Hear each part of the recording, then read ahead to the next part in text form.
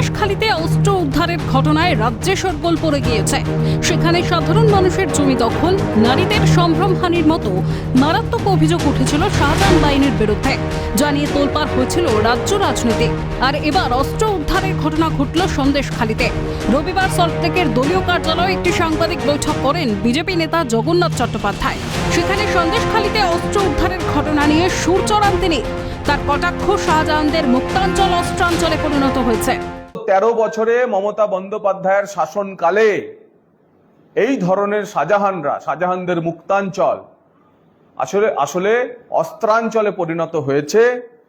এবং কি ধরনের অস্ত্রশস্ত্র, গোলা বারুদ এসব জায়গায় মজুদ হয়ে আছে তা আমরা আবার সবাইকে সচেতন করার জন্য জানাচ্ছি। গোটা ঘটনায় রাজ্য প্রশাসনের ভূমিকা নিয়ে সরব হয়েছেন বিজেপি নেতা। তার প্রশ্ন, এই অস্ত্র ভান্ডারের হদিশ রাজ্য পুলিশ কেন পেল না? শাহজাহানকে গ্রেপ্তারির পর তাকে যে জিজ্ঞাসাবাদ চলছে কেন্দ্রীয় তদন্তকারী সংস্থার, সেই জিজ্ঞাসাবাদেরই ফল। তো পুলিশের হাতেও তো শাহজাহান বন্দী ছিল। পুলিশ তাহলে শাহজাহানকে জামাই আদরে রেখেছিল কি, যে সেই জিজ্ঞাসাবাদে শাহজাহানের কাছ থেকে কোনো তথ্য বার করা যায়নি। অন্যদিকে সন্দেশখালীতে ইডির উপর হামলার ঘটনায় নতুন ধারা যোগ করতে চলেছে সিবিআই। সূত্রের খবর, ওই ঘটনায় আর্মস অ্যাক্ট এবং এক্সপ্লোসিভ অ্যাক্টের ধারা যুক্ত করার বিষয়ে বসিরহাট আদালতে আবেদন জানাবে কেন্দ্রীয় তদন্তকারী সংস্থা।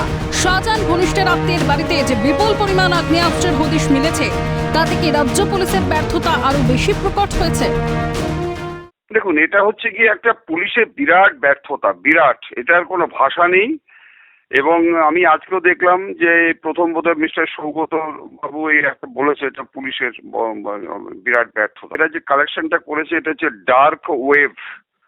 ডার্ক ওয়েবটা হচ্ছে গিয়ে কিভাবে, ডার্ক ওয়েবটা হচ্ছে কি অবৈধ স্মল আর্মস, এক্সপ্লোসিভ অ্যান্ড অ্যামিউনিশনের একটা ব্যবসা। এটা সম্পূর্ণ ক্রিমিনাল অর্গানাইজেশনদের থেকে ইন্টারন্যাশনাল আর্মস ট্রেড ফর মানে সার্কুলেশন অফ ইললিগাল উইপন্স এর মধ্যে জড়িত। এরা হচ্ছে কি সম্পূর্ণ অবৈধভাবে সারা পৃথিবীর বিভিন্ন জায়গায়, বিশেষ করে সন্ত্রাসবাদী সংগঠনগুলো, তারা এসব।